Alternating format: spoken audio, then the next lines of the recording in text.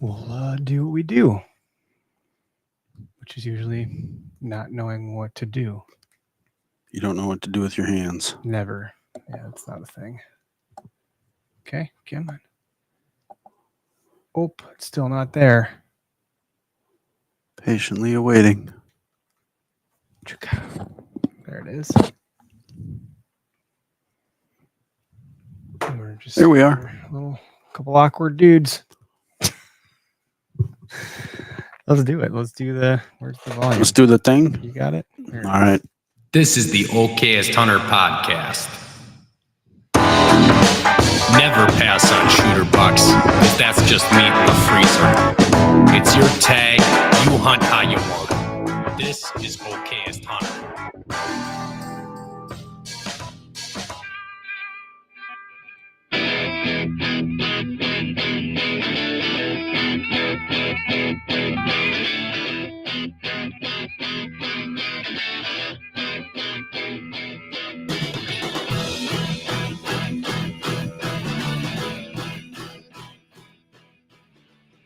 I forgot to do the people Clap on. do the thing. Do the thing. I could do like this. Couple claps. Really get Clapper. it going. Welcome to the Okayest Hunter podcast. Coming at you from Oconomowoc, Wisconsin tonight. Greg is finally back in studio. It's good to see your face. It's your good beard. to not be sick. Look at you. You're here. You're here, not on a screen. I can punch you in the face if I want to. I mean, I would I can never punch you in do the that. face, but I won't. It's about your face. I just want to punch it. Thanks. Face only a mother could love. You got a face for radio. Face son. for radio, buddy. I tell you. You got it. Well, I don't know where I am. I don't know what to talk about. Oconomowoc in your basement, Wisconsin. It is nice out. Hey, 52 degrees, sunny today. It's been a busy Feels day. like March weather. This is my second podcast of the day. I have another one after this, 3 stacked in tonight. Wow, you are a busy fella. So forgive me if I trip over any words. I got the bourbon this time around to That help me should through. this should help you out with that. Red Bull on the last one. We'll see what I look like in a couple hours from now. But we are brought to you by Half Rack. So go to half-rack.com. Use code OHP. They have some fun new products hitting the market. I mean, if you look in the studio, if you ever watch on YouTube or live, we got the hunter hangers all over this place, holding up, microphones and headsets and saddles and bows. We got it holding up the bear bow there with the new bear sign. That's kind of neat addition. I finally found a good way to stick that thing to the wall so it wouldn't fall. Nice. It took me 2 days to figure that out. Got some command tape. That's a thing. I got a rack hub thing over here behind you. You can pop that antler off, keep it on, twist it around, move it about. It's a really neat display from Rack Hub, one of our newer partners that we just added on. Good way to showcase your memories or show off your sheds and keep them in every room of your house without your wife getting mad that there's eyeballs staring at her from some stuffed animal. But it's not to diminish the stuffed animals. Obviously, we love those as well. We got a couple of them in here, but it's nice to have options and budget-friendly ones at that. So pretty neat there. And Spartan Forge, boy, oh boy, I don't know if you watched or saw what they did at NWTF, but they were showing off a new feature, a chatbot that's coming down the pike, and it is impressive. So be sure to jump on their platform. Get 20% off. Use code OHP. You have to do it from a website first, SpartanForge.ai, and then when you go to the app, you can take advantage of that. It's free to download, free to use. Obviously, you want to pay the subscription. You're going to get more bang for your buck and get more out of it. So definitely check it out. Same thing, Rack Hub. Use code OHP if you want to save some money on. We got a couple other versions here. Greg's going to try out, and Derek's going to try out. So the one I have on the wall behind Greg is just a single antler one. That means I actually have to find sheds. Yeah, you better, man. It might actually mean I have to get out this year and look for some. Derek's finding them. So Well, Derek, that's second nature. That's like telling him to drink water. Find sheds. Oh, I found a Okay, shed. no Oh, problem. Look, another shed. Oh, a piece of candy. Yeah. Yeah. Oh, look, a piece of candy. Pretty much. Mhm. That crazy guy. What else? I'm trying to think. Oh yeah, so we're gonna be at the Wisconsin Dells Open Season Sportsman Show, March 22nd to the 24th, booth 1718, I think. Wow, I'm surprised that just all came to my memory like that. Greg won't be there because he's a bitch. I'm just kidding. Whatever. And Derek won't be there because he's a bitch. We're just going on vacation without you, and you're a little pissed off about it. You know what's sad is You like got a little sand in your it's shorts not about me, it. it's everyone else that's like they don't care about Eric. They care about Greg and Derek. So they're like, "Where's Greg? See, Where's and Derek?" here's the like, guilt trip. And I'm like, Here we go. Sorry, they're not here, guys. Is You're that all you stuck got? with stupid me. Your shit is weak. I'm not mad. What else have you got? They're mad. Y'all are mad. What right? else have you got? No, nobody's mad. I mean, I'm not mad that I have to sit in 70 to 80 degree weather in the sun with a beer in my hand. I'm really not mad. Yeah, sounds fishing in the Gulf of Mexico. I'm really not mad about that. I'll be in a trade show room with beer in hand, talking to people about deer hunting. Just don't get sick again, okay? Yeah, that sucked. I rode home with a fever. That was terrible. That was awful. Hopefully that won't be a thing, but I think that's all the stuff. Oh yeah, actually no. So Latitude, if you look at the screen, they have a new logo. It's really small, but you can see it.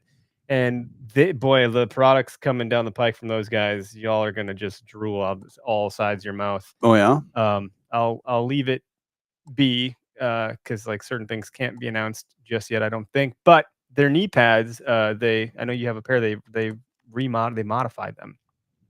So now there's two parts to it. So when you walk, it jostles, so it doesn't stay stiff on your knee. The way that you strap it on your knee, they don't clink any longer. It's like I didn't think mine made a whole lot. I mean, I never had any issues with mine. Some people must have complained and they listened. And then there's double the padding, and there's some other features here too that I was looking at, talking to them about before I record the show here for recording. And now I'm forgetting some of them, but lots of new benefits into just some simple product like a knee pad. And I use some cheap, shitty store-bought ones from like, Home Depot or something. And I hate them. They're not good. They're not that good. And you use the Latitude ones, and I think you've enjoyed them. I'm probably gonna get myself the new mod, the new version, and be a bit more comfortable in the tree this year. And silent. The ones I have been running from the store are just Velcro, which is terrible. I don't recommend that. But we do have a guest with us today. Nick, how you doing? I'm good. I'm getting blasted in the face with sunshine here. Not a just pouring on you, getting some vitamin D during this podcast. That's fun. Well, Nic De Castro with LandTrust. You've been on long ago when we were Where to Hunt, I believe, which would have been like. I was gonna say, I believe we've talked to maybe or 2018 somewhere. Yeah. Would have been 19-ish. I think I started LandTrust in 19, so it must have been like basically right then. Oh wow, you started in 19. So what's? I guess walk us through. You're in Montana, but walk us through how did it start and how has it evolved? What's changed since then? More people actually know about us, so that's a good thing. But you guys have messed around with businesses and getting them going and taking something from an idea to actually putting stuff out there. So yeah, it's been a journey for sure. I think the vision hasn't changed a lot. It's opening up access to private lands for hunting, fishing, other outdoor activities through a marketplace. So that's kind of always stayed the same, but certainly we've grown to about 1.5 million acres in 40 states, and we're just working hard every day to make sure we create a lot of opportunity for both our landowners and sportsmen who use us. There were a lot of people launching products like yours in those early days of like the 2018, 2019. I think a lot of them disappeared. And I understand that some of them may have disappeared because of the insurance coverage or like economics or model that surrounded that. And you've stayed, you've lasted, you've overcome. Like, I think when I talked to you back in 2019, you were doing a lot more with like ranchers. Yep. And maybe that was a more sustainable model to help you. Like, you need money from one entity of the business to build another. It's really interesting because you almost have to rob your cash flow or starve your cash flow from one entity and then place a bet on the table to pop it into another to see if it'll grow. And it's like you're placing all these bets to see what'll happen. And it's really interesting. I'm curious to hear more about how you've progressed. And like, you have a few properties here in Wisconsin. You have a few in the Midwest. Like, that's where we are based out of, obviously. Are there states you're stronger in from like a hunt perspective, or like maybe talk about some of the trips that people book? Yeah, for sure. So we're headquartered up here in Montana. So we definitely have, I think Montana's probably the highest density of kind of properties on LandTrust right now, but Montana, Nebraska, Kansas, North Dakota, Missouri, Iowa are all pretty strong for us. I just got back from NWTF. We were talking about before we hopped on here, and I'm excited about the South and the Southeast. I think there's just so much opportunity. It was incredible how many landowners that I feel like half my conversations there were with landowners who are all like, "Yeah, we're looking for stuff like this to do with our ground." Um, so definitely a strong concentration up, and we're moving to that south, the Midwest, South, Southeast, as we speak. But it takes a lot of effort, and it's there definitely have been a lot of companies who've come around, tried to do versions of what we're doing here. A lot of them end up focusing on outfitters and guides, for one reason or another. We've really focused on the landowner aspect, and you're totally right. Farmers and ranchers, so owner operator farmers and ranchers is really our sweet spot. Um, they're running businesses, and so we understand motivations. I think we know them very well now at this point. We've talked to and worked with thousands of them getting to this place. So we've tried all sorts of different landowners, and marketplaces are really interesting, very difficult things to get going. And they have these seasons in them where some things work and some don't. There's some stuff we are doing now that works really well for us that we tried in like month 6 or month 12. It just doesn't, for one reason or another. So it's been really interesting to kind of like observe how these things go. And then we're just also fortunate,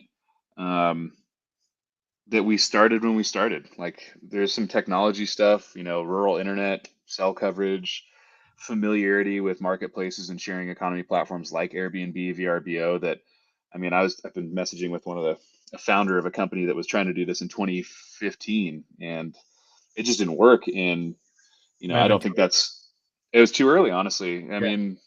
The sharing economy stuff was not, as commonplace as it is today. Like I said, smartphone adoption on farm, ranch, and rural areas wasn't where it is. So there's a lot of this stuff that's just timing. It's not, I'm doing something better or worse. Sometimes you just catch a wave. Do you remember how weird it felt when Uber launched? And you're like, what do you mean you're gonna get in some dude's car? Just yeah, so weird. And now it's like, well, yeah, I can see their picture. They've been background checked. Like, I would feel weirder getting in a taxi cab now than an Uber, but that wasn't the case when it launched. The same thing with a Verbo or like Greg. Yep. I know you're in Florida. You're staying at an Airbnb or a VRBO or something, Well, right? to be fair, VRBOs have gotten worse over the years, and there's a few other of those types of situations, where it's vacation rent by owner type stuff. They're not doing as good of a job of vetting, so we found that going through either rental agencies in the local area that know all the homeowners or property owners, or most of the time they're realtors, and that's kind of a side gig for them, is also being able to vet people, the renters and the owners, to be able to go, yep, these people are cool, go ahead and rent to them. And we've had much better luck that way versus VRBO. I'm just thinking about like how weird it was. Oh yeah. You're like, what do you mean I'm gonna go stay in someone's house? Or like I'm gonna let someone else stay in my house to earn an income. It just conceptually was not something that made a lot of sense. And so this concept of like I'm gonna let someone recreate on my land, whether that's to hunt, bird watch, I'm sure there's different types of recreating. Maybe it's biking or what have you, or even just an easement or an access to water access or things like.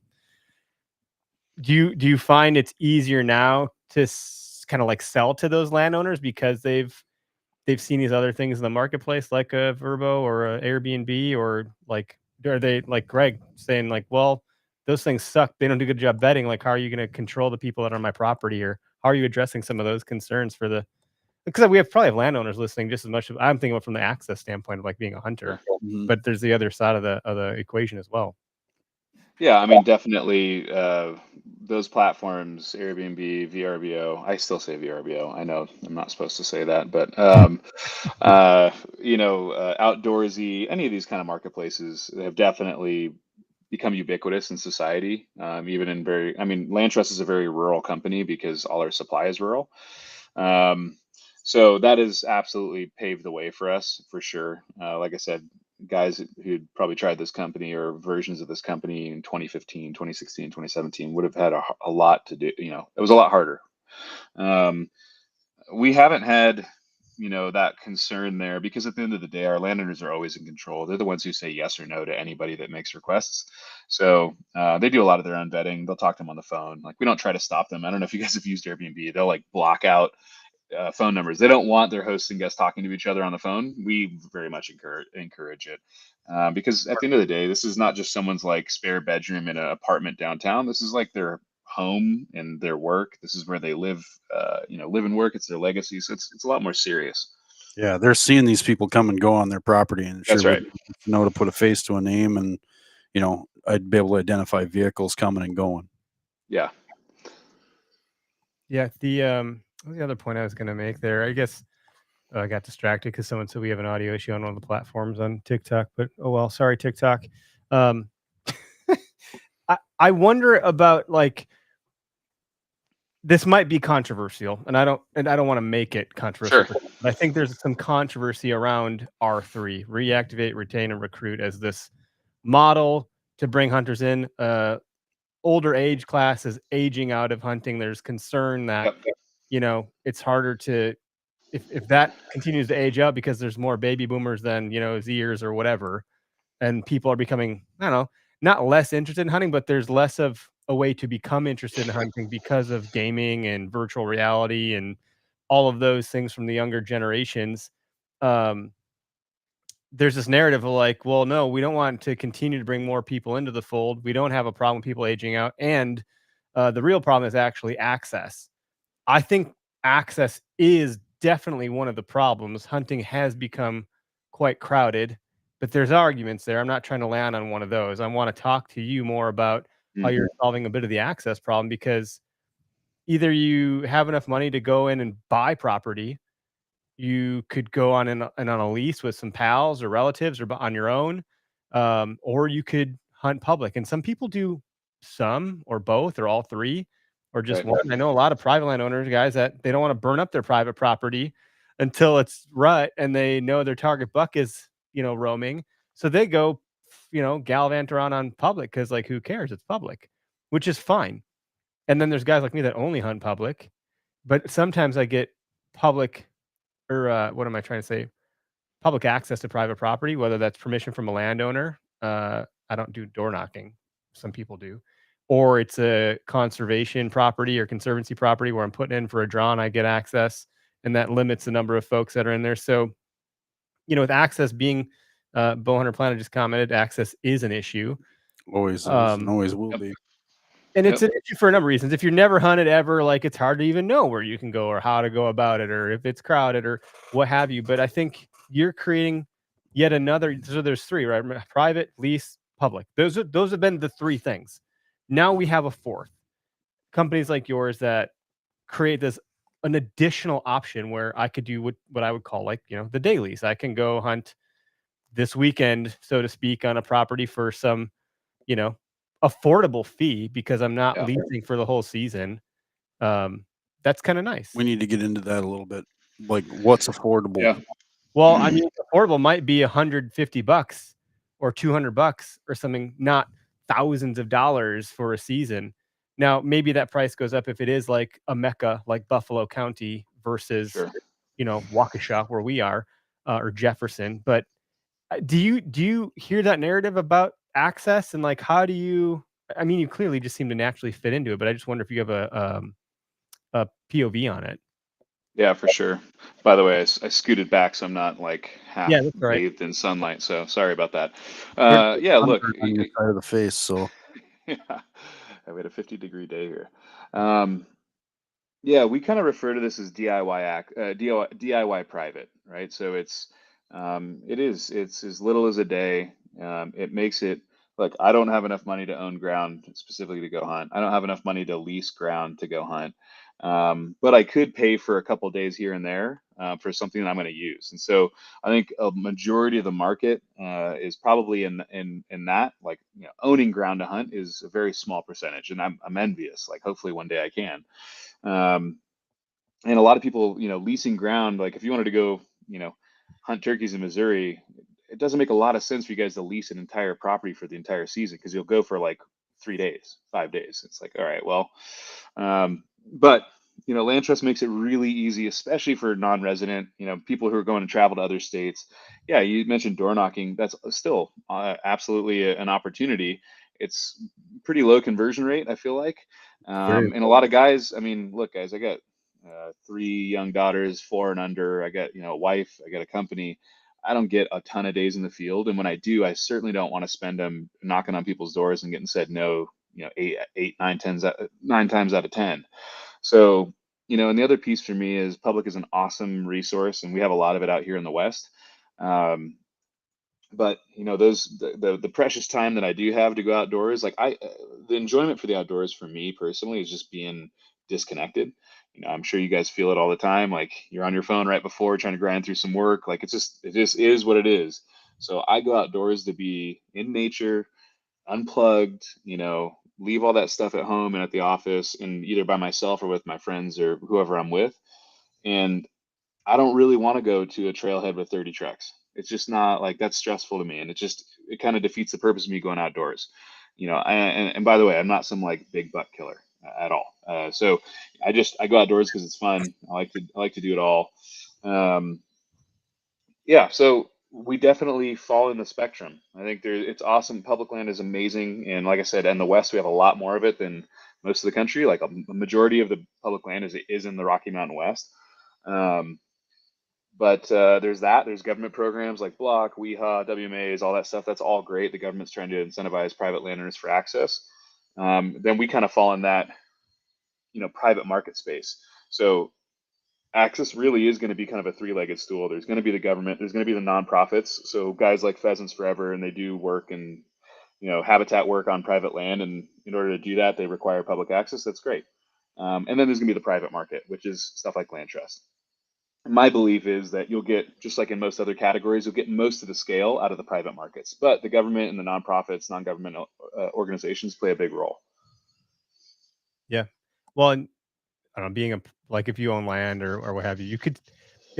I don't mean to speak of it in a way that like would say, well, if you already own private land, you're already on a lease, you could also still do what you could still join LandTrust from an access standpoint. Like you could maybe it's in an area where like that there's good buck density or whatever you're after. Like, oh well, shit, I can go hunt this piece. There's something really special about being on property and knowing you kind of have it to yourself or Yes. do have it to yourself. That's a different feeling than being on public and going, I might bump into someone. Like if you're on a private piece and for the most part, like assuming no one's trespassing, you're the only one there. It's like, I got some room. It's like getting on a plane and like, It's hey, fun, man. fill this thing into the gills. Like I could pick a different seat and this feels nice. I can stretch out. I can put my leg in the aisle or I can sit in the window. Like it just feels different when you have it to yourself. And I think that all in of itself is a really attractive feature of LandTrust. But I'd like to hear. Yeah. I'd like to hear kind of what's the roadmap for you. I don't know what you're the bottom line here. You're the CEO. I don't know what you can or can't share in terms of like what you might want to let a cat out of a bag. But are there things on the roadmap that would be helpful for hunters in addition to access? Are there other things you're baking into the app or to the program? Sure. Yeah, look, we're gonna have some cool things coming out this year. For listeners out there who haven't used LandTrust before, I mean, it's a very familiar platform. Like if you've used an Airbnb, a VRBO, et cetera, it'll feel familiar, right? You can search by species, by state, by locations. You can look at listings and photos, and read about descriptions and amenities the property has, lodging that the property might have, all that stuff, and see pricing. And you can book with a credit card. We just rolled out buy now, pay later last week, so now you can book trips and pay for them over time if you'd like to. We have a lot of people who want to book big trips, maybe a year from now, and it's nice for them to be able to say, cool, I'd like to book that now and pay later. Trip insurance. So we want to make it a really modern experience. We are going to be rolling out probably actually the first podcast I talked about this on. We're going to roll out a premium subscription in March. So when in March, TBD, but probably later in March. And so that's for I think we're going to call it LandTrust Plus, and it's going to be a pretty cool thing. You're going to be able to follow properties. Like we have game cams. I mean, we have, I don't know, hundreds of game cams all over the country on our properties. And so we looked at kind of like a feature set of like, hey, what do we as employees at LandTrust, what are these cool benefits that we have that no one else has, which is we hear from all the landowners. We see game cam photos as they stream in because there are accounts, all that stuff. We know when new like awesome properties are coming on the platform. So we have all these kind of like insider things. So we're going to start to productize that and allow people to follow properties. They'll be able to see, game cam photos are updated, or landowners posting updates like, hey, I was just out in the field on the tractor today. I saw like 5 groups of turkeys over, in the corn or whatever. Just kind of like more of a feed. You'll have some early access. So, it might be, X amount of days when a new property comes on the platform, LandTrust Plus members will have access to that. But yeah, we're going to roll a handful of features out like that. Our product roadmap is robust. Our engineering team is doing a good job. But yeah, we want to make sure that we're giving people the most confidence to book, to book properties, whether it's near their place. Like I'm literally looking out the window at a couple of our properties here along the Gallatin, or if it's something they're looking at across the country, and to feel confident to make those bookings. Well, to speak to like something across the country as it relates, Mm. like planning a trip to travel has a level of stress just inherently in it because there's some unknowns, and that's part of the excitement of traveling and so forth. But adding in hunting is a different component. Like, how am I going to get my weapon of choice there, whether it's rifle or bow? What about tags? Like, if I'm going to go hunt Colorado, like I got to put into a tag. There's like a number of prerequisite things that have to fall into place for it to then get booked. Like, I need to make sure I have my tag. I need to make sure like I can get my stuff there. I need to make sure there's like, do you, how have you dealt, how's your platform dealt with people doing more like, I've been very nucleus about this conversation so far. I've been very selfish about like, oh, other properties in Wisconsin. Can I go hunt them for, Yeah. a good fee? And That's what we call like the local spot. Just like in our parlance, we call those like the local spots. And then we have like the hunting vacations, which is what we're talking about now. Yeah, and that's a different narrative, I think. So if Greg and I are going to plan an elk hunting trip in Colorado for, for example, we got to get some OTC over the counter tag. Wow. Over the counter. I said that wrong, but I keep surprising myself tonight. Must have been that Red Bull on the other podcast. But Give you wings. Like if I put in a tag and I don't get it, like, and I've already booked it's not necessarily a stay. Maybe it is. I guess I should be asking. I'm getting ahead of myself. If I book a trip through LandTrust for a hunt, are there cases where I'm booking a stay and access? Of course, yeah. And if it's not a stay, do you provide like kind of like a kayak? Like, oh, you can also get your car and you're book this and book that. Like, do you feel as though you're turning into something more that would provide amenities above and beyond that are cohesive with what you're offering? Yeah, that's it's a great question. So yes, so LandTrust is all about do-it-yourself access to private land for outdoor recreation. Hunting is like by far the big activity for us, but people are booking fishing, shed hunting, foraging, farm and ranch experiences, all sorts of stuff, right?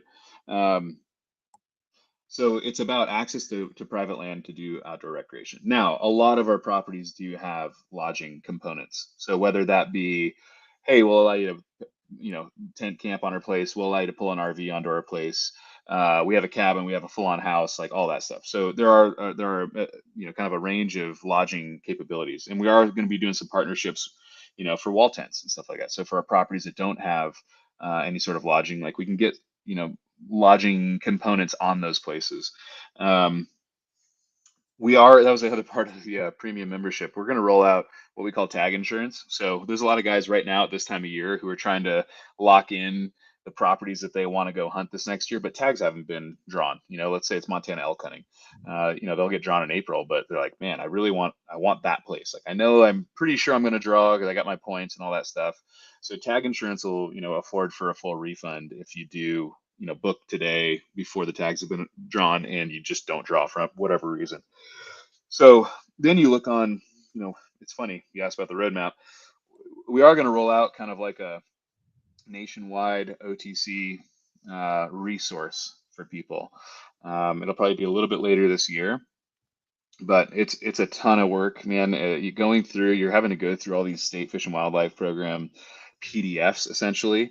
So unfortunately, AI is not super good at reading PDFs. We've tried, and basically listing out the actual over-the-counter opportunities. I mean, today if you Google search OTC, mule deer tags, you get a bunch of blog posts. It's not that helpful. It's, I guess, it kind of like, hey, you could do it in Nebraska, and you have to go and do all your own research. We're going to be productizing that into a resource that anyone can kind of access. Does that yeah. compete with something like a Hunt Reminder, or Hunt? would you be like, I think Hunt Reminder has an API that's like public, or like you could buy into or get a key for. I think they've, from my understanding, they have kind of combed all that and made it an easy to, but it's more like, here's when it is available. I don't know how much of a solution they have, but I don't know of any. So you talk about like tag insurance.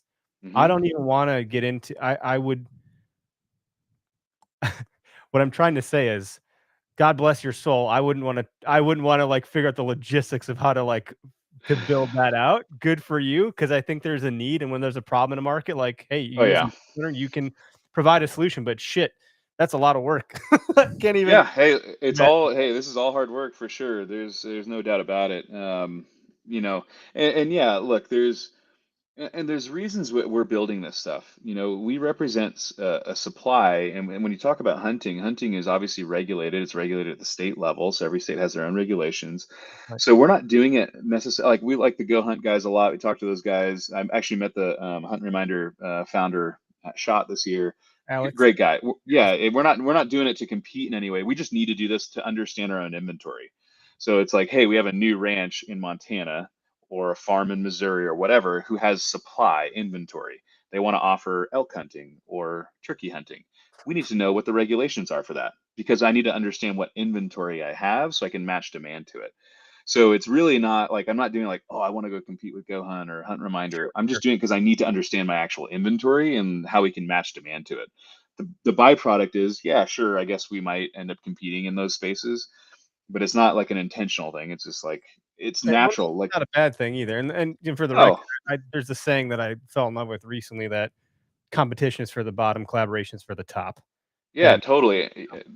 plenty of That's absolutely right. And like I said, we talked to Go Hunt guys. Those guys are great guys. They have a good product. They have really in-depth research.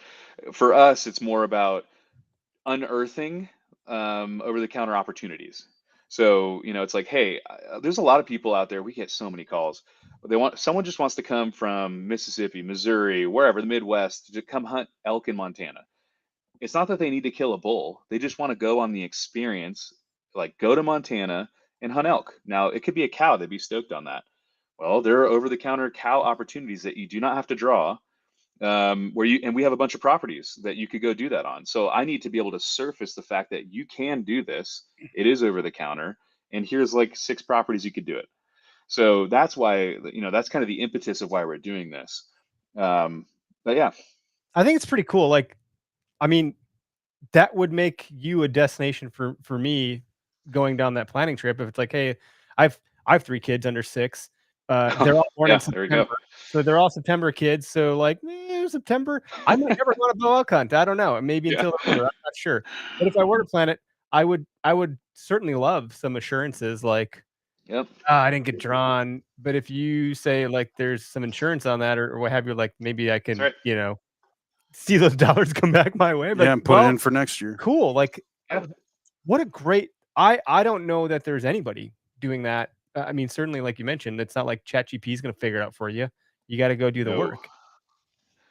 Yeah, so we're going to do the work for you because it makes sense for the entire outdoor economy. If you think about it, gear, licenses, even service providers like guides, outfitters, it all, I would argue, content, it all revolves around what? Going on trips. LandTrust facilitates trips. Like, we're a trips platform. Mm-hmm. So, you think about, gear and products and all that kind of stuff. It gets pretty interesting when I know exactly what you booked, right? You booked a 5-day elk hunt in White Sulphur, Montana, for opening week of rifle season. Well, I don't know. That's pretty interesting information. You probably, you're from the Midwest. You might need a pack. You might need these different kinds of boots. You might need X, Y, and Z. Do you need lodging? You can wall tent it. Hey, you want a side-by-side? Hey, Polaris or someone like that. So it starts to get really interesting. You kind of asked about that earlier about like kayaks, like, hey, do you need a rental car? Do you need X, Y, and Z? Yep. There you go. For the hunt and outdoor rec space, it's a little bit different, right? But it's the same kind of concept. We know you just booked this thing.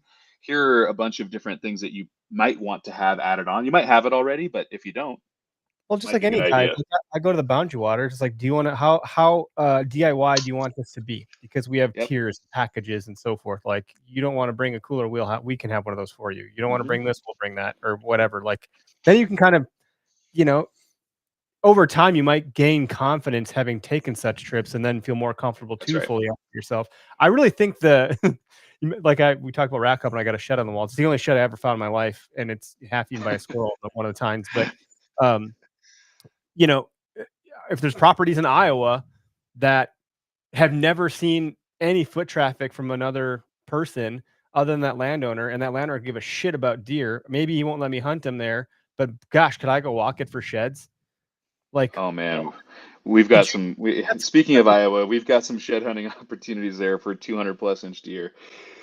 Uh, that yeah, would be so cool to absolutely. find. And sheds are beautiful decor. I love having them around the house. I got a couple from some buddies that had moved, and they actually moved back. I should ask him if he wants some of his sheds back, but I have a couple here.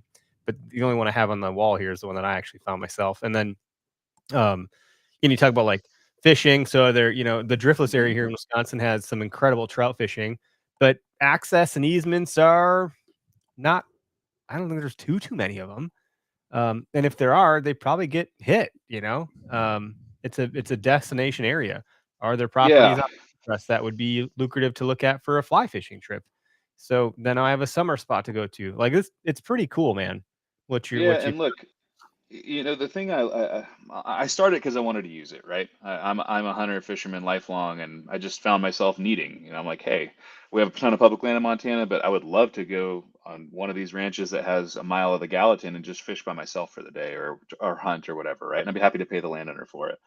What I have come to over the last almost 5 years now is I'm extremely passionate about our supply, because our supply is almost all multi-generation farm and ranch families. And so, they are people who are growing our food, um, and they're the backbone of our society, basically. And, these communities, farming and ranching for production agriculture has not gotten more profitable. It's gotten a lot less profitable. And from my perspective, if we can support America's farm and ranch families by doing stuff that we just love to do as passions, I don't know. I'm pretty into that idea. I know there are some people who just absolutely balk at the idea of paying to go hunt or fish in any scenario. That's fine. Everyone's entitled to their opinions. I love that. Hey, I and you can pay vote for with my it in tax, dollar.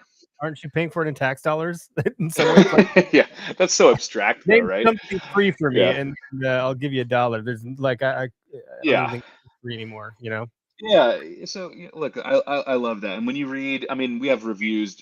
So for anyone out there who hasn't been on LandTrust, you go look at properties, and there's reviews from people who've booked stuff out there. We read reviews every day that flow through, and from both the landowners and the guests, most of the reviews are like, start off with how cool it was to meet that family or those guests and have them on their place and learn about the farm, the ranch, learn about the history, see it, and like have it to themselves. Because you're right, it is really cool to know that you're going to be the only people there. You can hunt it how you want. You can approach it. You don't have to wake up at the 2 a.m. to go out and just try to get like your parking spot so that you can get first dibs. Like, you can be like, all right, cool. We can relax a little bit more. We can hunt it the way we want to. We know it's not going to be pressured in any other way. I could bring my kid. It doesn't have to be, we can come out at 8 a.m. It doesn't have to be this like crazy thing. And, I think one of the things is, it's still, by the way, it's still hunting. It's just do it yourself access. So, the animals don't kill themselves on it. But as we all know, if That'd be you've great. gotten the if you've gotten the opportunity to hunt, private farms or ranches, you probably do have a pretty good chance of seeing animals. And I think, especially when you look at the R3 stuff and you're looking at bringing new people into this sport, I'm a believer that we should have it. I understand that I am a biased person, but I have some other reasons why. But if you bring out a new hunter, it's cool to see animals, even if you don't get to shoot them. Like, getting close to a doe is a pretty cool thing, right? And seeing them, if they don't know you're there, like, that's what gets people hooked. It's not going to be running into 10 different hunters. That's kind of stressful and it's not great. And public land is like, dude, that's like at this stage, you know, do it yourself on public land, that's like a 300 level course. It's not the 101. Like there's a lot of work and research, and you have to be sure of sure of yourself. And all new hunters, they're not sure of themselves, and they're carrying deadly weapons, and they know other people are carrying deadly weapons. And so we see a lot of people who look at LandTrust as an opportunity to have a controlled, safe entryway into this sport that we love. And by the way, there's a ton of people who kill a lot more things than I've ever killed who love using it too, because it's just like, I don't know, they value their time. They don't have 40 days a year to go hunt. I'm envious deeply of those people who do. I just don't. Not yet. Maybe you get an exit someday, and there you go. Yeah, maybe. No, it's good. It's good to chat about all this stuff. I don't know that there's. I honestly think a bunch of competitors got wiped out. Like I don't know what they'll happen. Like there was a bunch of them out there, and they are not around anymore. And I became like acutely aware of most of them because of the app that I had built in the past, previous to OKS Hunter, because it interfaced directly with that like model of the landowner wanted to know where the person was when they were there, and they want to have that like illumination to make sure they were within bounds or didn't do this or didn't do that, and just simply know, oh, someone is on my land today. Like much like we love to know our Amazon packages or Right. who's dropping a piece of mail off on our porch to our Ring doorbell. Like it's just our need to know things, especially on our own property, is very. Greg's like watching out his window the other day. I call him. He's like turning into an old man. A kid stepped on my lawn. Get out of here, kid. He's those guys. But he'd be just the same person to let someone, if he had a bunch of land, help them come onto the property to go experience something like the outdoors in whatever capacity they wanted, so long as they were ethical and moral in their approach. And well, when you have unethical neighbors that like to leave garbage all over their yard and let their dogs crap and piss all over your yard and not pick it up, you turn into the crusty old man. I love it. It was the time I went hunting with Greg, and we were hunting out of the same tree, and some guy was out hunting without blaze orange pheasant hunting. He's like, "Hey, where's your blaze orange?" It was great. The guy's like, he didn't even know we were there. It was pretty epic. My thoughts, I like they come and they're popping off like too fast. They're jumping out of my mind. But I did have another thought there. I don't know. There's so many opportunities. I mean, turkey hunting's right around the corner. So, like, do you highlight properties when you talk about the landowners that are going to be sharing whenever this comes to market? The features that you're talking about on the roadmap of trail cam pics and so forth. Could I target properties on your platform that might be better for shed hunting, for turkey, for deer? I mean, obviously, anything in Iowa might be good for all the above, but just in general, like if that landowner knows, oh yeah, we got a ton of rafters on our property, come and get them. Here they are. Can I filter down like that? Does it work that way, or will it? Yeah, so look, this premium membership, we're going to start testing it internally next week. So we'll be testing for a few weeks, make sure. I'm sure there's some bugs in there. We'll fix them. Maybe not all of them. So we always listen to our customers every day. We talk to them every day. But when you find properties you're interested in, you'll just start following them. I mean, it'll feel kind of like social media, only it's only cool stuff and none of the other stuff, right? It's just like following properties. I mean, think about just being able to, I don't know, have a direct line to land in your region and all over the country, and just understand what's happening on properties. At the end of the day, like as hunters, I think all of us like driving down back roads and looking at properties. Maps, love looking up fields while we're driving. We love That's right. Yeah. So if you could, there used to be a live cam of like an eagle's nest or something, and you could just turn it on. There'd always be, maybe the eagle wasn't there, maybe he was, but people just sit there and watch this freaking eagle's nest. Do you remember that? Yeah. Was this a Wisconsin thing? Yeah, it was. It was on the Mississippi River somewhere. Just a freaking camera and an eagle nest, just live streaming 24/7. And there's always somebody watching it. Certain trips you could plan too. Wolf River Cam, like when the walleyes start running, that's a thing. Yeah, there's that.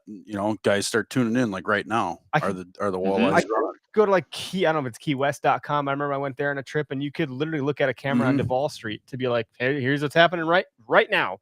Yep. And when you start to envision going somewhere, you just get this obsession of like, I want to see it. I'm going to YouTube it. I'm going to research it. I'm going to look at all the stuff. I'm going to see all the reviews. I'm going to go to TikTok. I'm going to go to, Instagram, look at the hashtags for that area. I mean, certainly following a property would be a very high profile pastime if you're booking a trip to go to that place. Yeah, I mean, look, we designed this because we use our own product, right? And again, I looked at like the advantages we had of being internal, like employees at LandTrust. We see all this traffic, but there's kind of two ways I think about it. It was shoulder season for elk, so you can kill cow elk here, kind of like up until February. I don't know if it's 15th or not. But there's properties in and around the Bozeman area where if it snows, like it gets cold and it snows, most likely the elk are going to move onto these properties.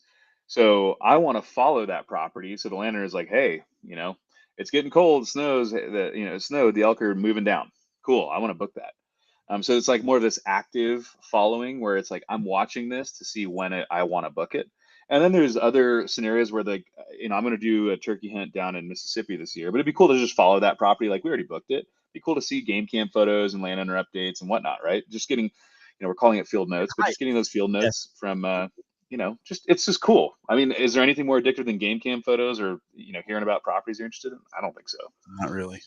If you're hunting, that's it. That's like the creme de la creme. Like obsessed is not a strong enough word to describe how we think about this stuff. It's a problem if you're married. Yeah. Yeah. If someone says, do you want to see a game cam pic? You never say no.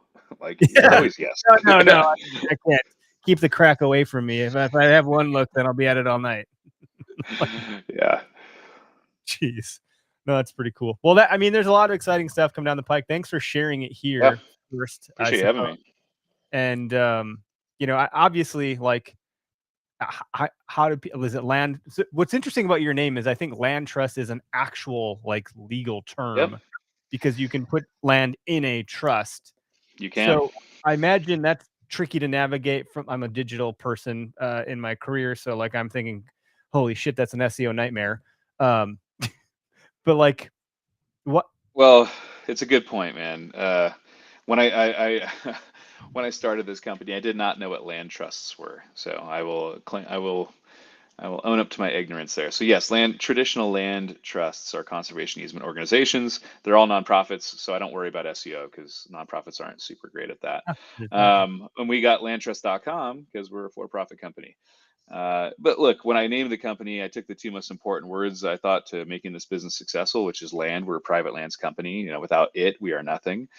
And trust, like old-fashioned trust. Like, hey, I'm going to let you onto my land, or like, hey, I'm going to entrust that you're representing your land correctly. So, I put those two words together. But yeah, it's just landtrust.com. On Instagram, it's landtrust_hunt. I actually don't have social media, so I haven't had it since like 2015 or 16. A funny side story: I was at NWTF this last weekend, or Wednesday through Saturday, and I met two gals, and we're just meeting them, and hey, what do you do for work? And I come to find out that they're like the largest TikTok hunting and fishing influencer gals, and I have no idea because I don't have social media. So it was kind of like funny, instance. Like, whoops. There's a stoic quote. Yeah. Of course, I'm going to say something stoic, but Greg's like, motherfucker. Whatever. I forget what it was. So basically, some emperor was like, I think it's in the book Ego is the Enemy. Some emperor goes up to this guy some philosopher on the sidewalk who's just sitting there looking like a homeless person. It might have been Epictetus because I think he was one that was like homeless and had some like bouts of like prison and so forth. But yeah, hepatitis. That's it. The Epictetus, the emperor was like, if I could do anything for you, what would you like me to do? And he's like, you're actually blocking the sun. Can you just move? And it was like, talk about a blow to the ego for the most powerful person at that point in time, probably ruling Rome. Is like, I just told you I can do anything for you, and you just told me to get out of the sun. Like, Jesus. So like those girls are like, you don't know who we are. I felt pretty foolish, especially in that venue. Right. Like, apparently, obviously everyone knew who they were, like I just didn't. And who were they? Did you get their names? Do you remember who they were? Yeah. I actually have one of their cards here. Macy Watkins and Maggie Williams. There you go. Yeah, they're pretty influential. I know that now. I didn't know that then. Sorry, gals. I apologize. I was like, I'm so sorry. I don't have this stuff. The company does. The company has social media. We just don't. I just don't personally have it. One of them's dating Slade Johnston. Yeah. So I was talking to Slade. Yeah, Slade was, Slade and I have known each other for a few he's years. in the real estate side. Yeah, I'm assuming you probably know him. Yeah, Slade's he's a great guy and a very nice guy. And I just, I guess I made myself look like a bit of an ass. Well, I think it's humbling for folks. If you're not on social, you don't know. And there's a lot. I think I met a Green Bay Packer once when I was a kid, and he was intentionally trying to like not look like an NFL player. They were staying at some hotel, a whole bunch of them, like back in the heyday of like the Super Bowl winning Packers of 1995, I think it was. And I was like, oh my God, you're, whoever Andre Rison, I think was who it was.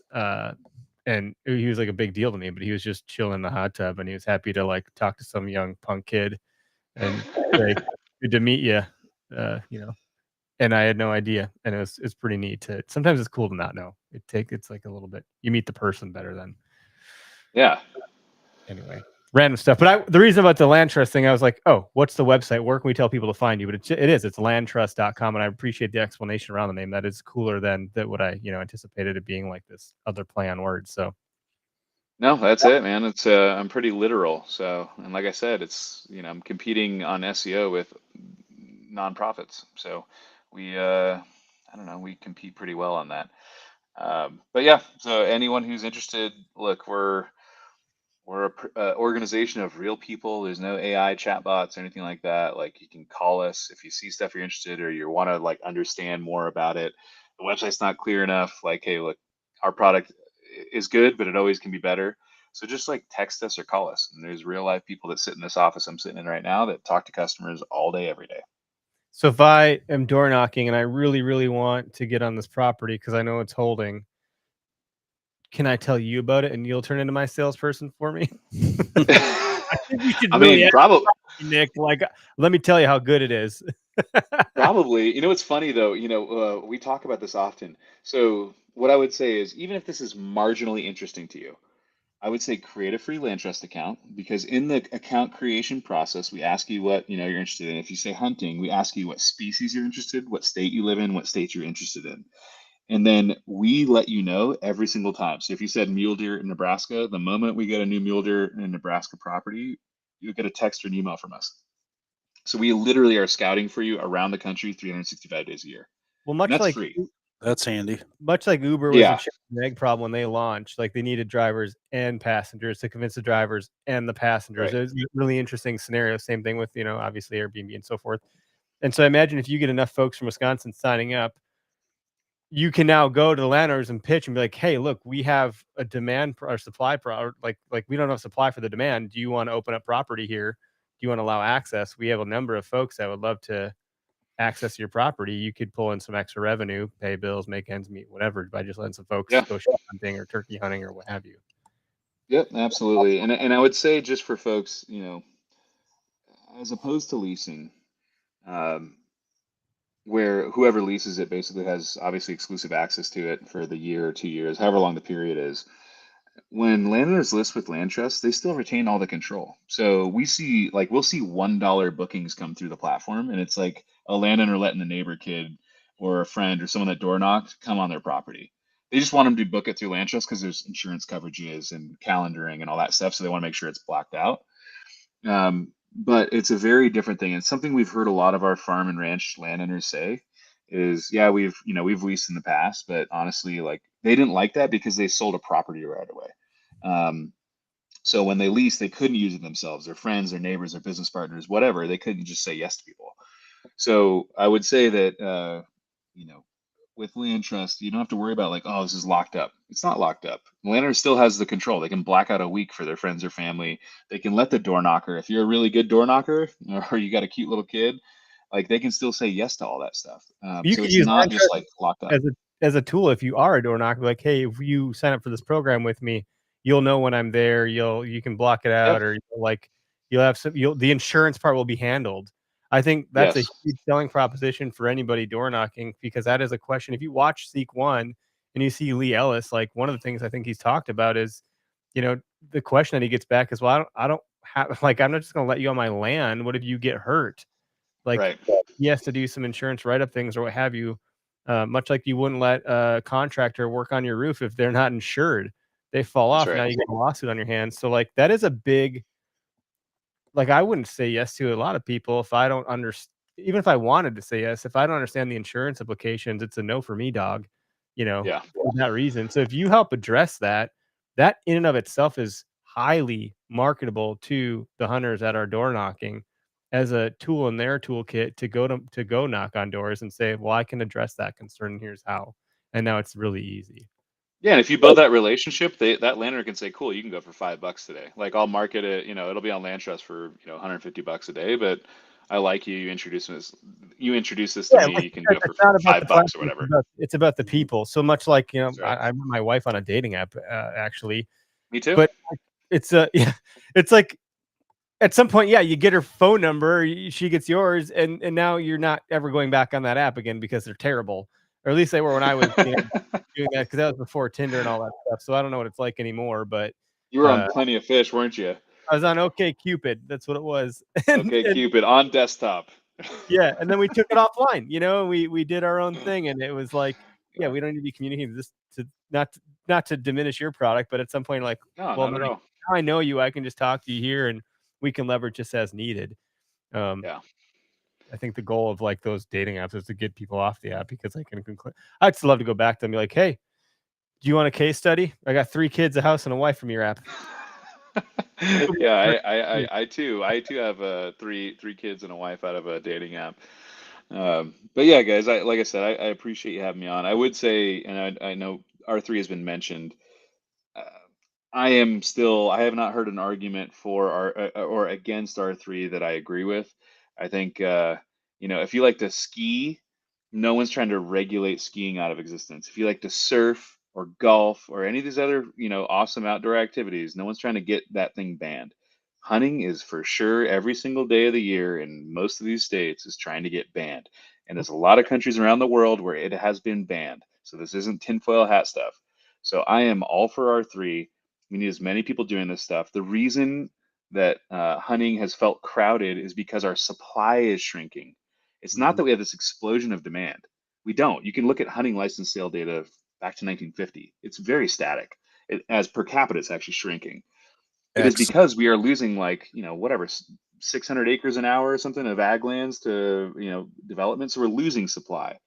But I can't stress enough. Like I am super pro R3. Setting aside, of course, I'm the CEO of its company because I like to hunt and I like to fish. But hunting specifically, fishing is not, I don't think, at any risk. Hunting is absolutely at risk of being regulated out of existence. Ethical component to hunting where you're taking a life that it weighs That's heavier on right. people's minds, and they don't have an understanding of how that life is taken or why. They think life taken equals bad. Let's Yep. ban this. And you see it on social when like how many people are posting as their actual post, this content won't be seen anymore. Like That's right. we took it down. We're not going to share this with your followers. I Yep. mean, the folks out of Silicon Valley clearly don't understand our pastime, which is why we love like the app like Go Wild as an example. It's a good Oh place yeah, to, Brad's awesome. Yeah. and Brad's a good dude, of course. He's a Yeah. bit of So a like I said, like I mean, especially for any of us with kids who want to see our kids do this stuff, I don't know, man. Any of these other outdoor activities are not under any threat of getting banned. Hunting, absolutely. If you don't think it is, you're delusional. It's happening all over the country. It's nonstop fight. It's well funded. We need voters, and you're not going to vote for something if you don't really care about it. At least, from what I've seen. So I am hardcore pro R3. Yes, access is an issue, of course. I'm trying to do something for that. I'm not the only solution. There's plenty of other solutions, but we need hunters because hunters need to vote for things to protect hunting. yeah. We'll just get like we talk about a lot. Like our mission ethos is rooted in sustaining and creating healthy relationships in the hunting community and using kindness as a podium to make it louder and prevent infighting and so forth. And we Yes. can't if we don't get our house in order and all at least row the same direction for some time here. Like we're not going to win any battles outside our house. We're going to lose inside before the battle even gets here. And Yeah. so I think we'll lose at the polls any day of the week. Like if people go to vote on it right now in our country, we are outnumbered by a Yeah. factor of some ridiculous degree or like delta. And that's why I think it's important to get along first so we can like do something productive with this. And I believe in R3 as well. I do hear that access is a challenge. It's good to hear that you're literally doing something about it. I'm working on it, man. And again, we're not a silver bullet. It takes access is a spectrum, so it takes a bunch of different players doing what they do. There is no silver bullet, but certainly I 100% agree. R3 is a very important thing. Agree.